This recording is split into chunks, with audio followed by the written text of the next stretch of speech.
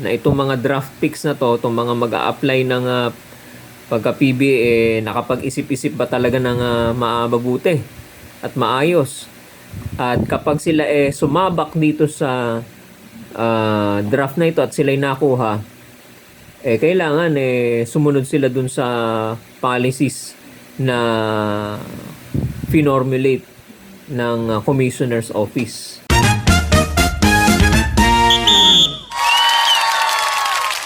Magandang araw mga katokers, mga katokis, mga katoshis. Welcome naman po sa ating panibagong vlog dito sa Talking Toshi Sports. Alright, pag-usapan natin to. At 5 araw na lang pala, deadline na itong draft. No, hindi, ibig sabihin deadline na ng submission ng application sa draft, sa PBA draft.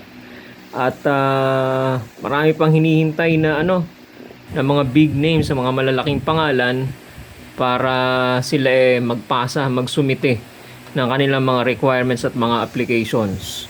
Okay? Alam naman natin ang mindset ng mga Pilipino pag mga ganyan na mga pasahan, dagsaan, last minute, sabay-sabay, o minsan hintayan pa yan, minsan busy, inuunang obligasyon. Siyempre kaysa doon sa mga papeles na gagawin na mga gagamitin nila as requirements para sila makapasok dito sa application nila sa PBA Rookie Draft. Okay, with just 5 days before the deadline, hinihintay pa yung ibang mga malalaking pangalan. Although karamihan na nakapagpasa na. Kaya lang hinihintay pa talaga yung mga malalaking pangalan, yung mga big names, ika nga nila, na posibleng makapasok sa first round ng draft, Okay? At ito nga, September 7 ang rookie draft. Okay? Paramihan pala dito sa mga players na hinihintay naglalaro pa pala sa MPBL, no? So, siguro busy pa sa training, busy pa sa mga laro. So, hindi pa nila maasikaso. Pero tingnan natin, 5 araw na lang bago sa Biyernes pa naman Ngayong Biyernes. Itong week na to, tingnan natin baka magdagsaan na 'yan, Okay? Yan. So, August 29 pala ang tama, Biyernes, August 29. Okay? Kasama rito magpapasa ng application or nagbigay ng intention na mag-apply itong si Tibayan, yung nasuntok, nasuntok sa laro, syempre nagpapagaling pa to, pero mag-apply daw siya. Jason Brickman, okay? DJ Fener, Juan Gomez del Liano, Michael Phillips ng Lasal, okay? Si Gio Chu, Will Gosum, at itong finally itong si Kobe Paras, decidido na mag-apply, dito sa rookie draft ng PBA. Clint Escamis sa Mapua yata ito, si Remy Martin, at saka yung 6'10" Phil-Am na si CJ Lane. Baka ako ito pakiramdam ko baka mag first draft pick to, number 1 draft pick. Okay? Malaki, Are some of the players being awaited to come dito sa draft na ito, Alright. So, yung iba naghihintayan pa, yung iba nakapagpasa na, Pero magsasabay-sabay yan pagdating ng 29. Baka mahaba ang pila, Okay? So, tingnan natin yung mga susunod na mga araw. Baka maiba naman din, Baka unti-unti na nila. Okay? Ngayon ito si Remy Martin, taga-US to Alright?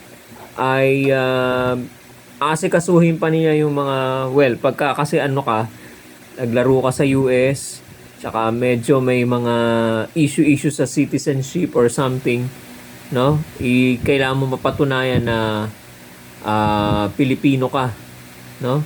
That you have Filipino lineage. So, medyo komplikado yan, ano? Okay, so kailangan mapatunayan mo bago ka matanggap sa draft, ano? Now, itong si Benji Paras. Si Kobe Paras. Kobe Paras ba? Kobe Paras. Si Kobe Paras. Tama. Nagduda pa ako no? Kasi may kapatid siya no?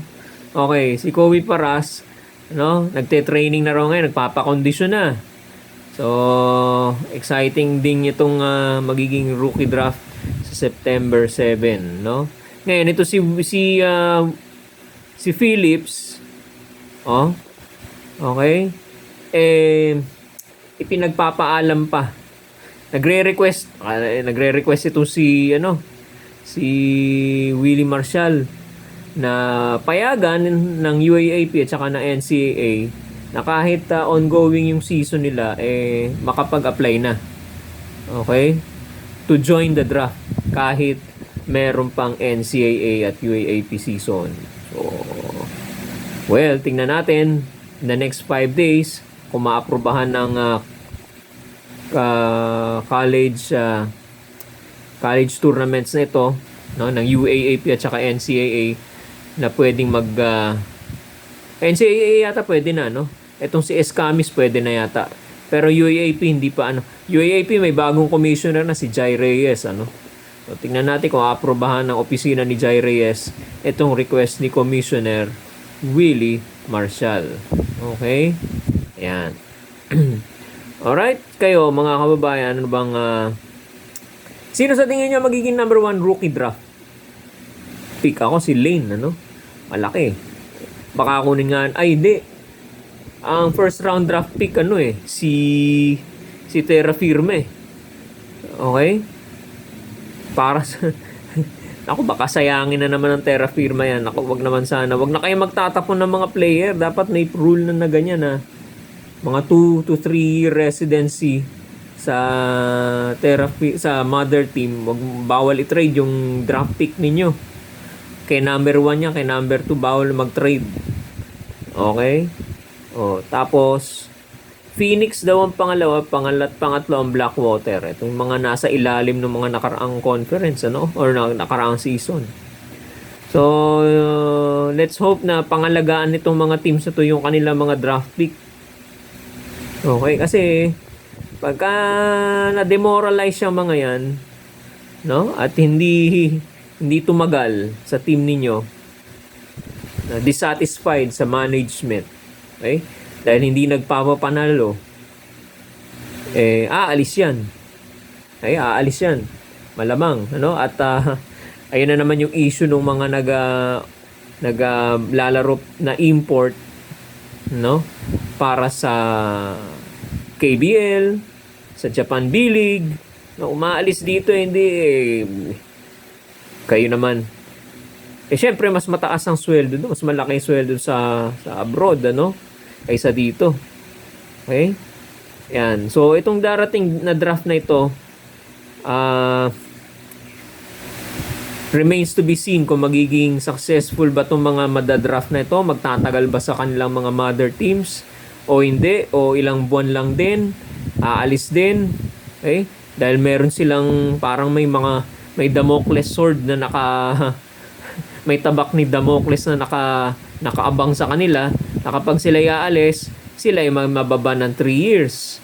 Okay? So, ewan ko anong mangyayari rito.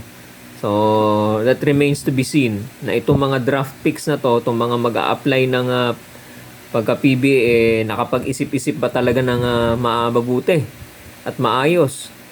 At kapag sila sumabak dito sa draft na ito at sila'y nakuha, kailangan sumunod sila dun sa policies na finormulate ng commissioner's office, no? Yan. So dapat nakahanda sila, no? Bago sila sumabak o bago sila mag-apply dito sa kanilang sa rookie draft na gaganapin sa September 7. Alright? So wala pang mga kasi hindi pa tayo makapagbigay ng comment masyado dahil Wala pa, hindi pa nag-a-apply eh. Baka mamaya hindi naman nag-apply. Lumulutang yung pangalan pero hindi naman pala mag-a-apply. So, bale wala rin. Ano?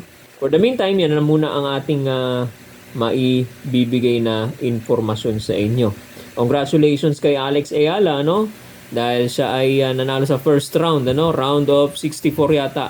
So, papasok na siya sa round of 32. Okay? Round of 32 na siya. So, hintay na lang niya yung mananalo dun sa, nakakalimutan ko pangalan eh, yung Liu, no? Tsaka yung sa, nakakalimutan ko pangalan ng kalaban ng Liu, no? Anyway, congratulations kay Alex Ayala. Abang-abang din tayo dito sa resulta ng US Open. Dahil itong maisingit ko lang, ano, bago tayo magtapos. Sa US Open, yan ang pet tournament, no?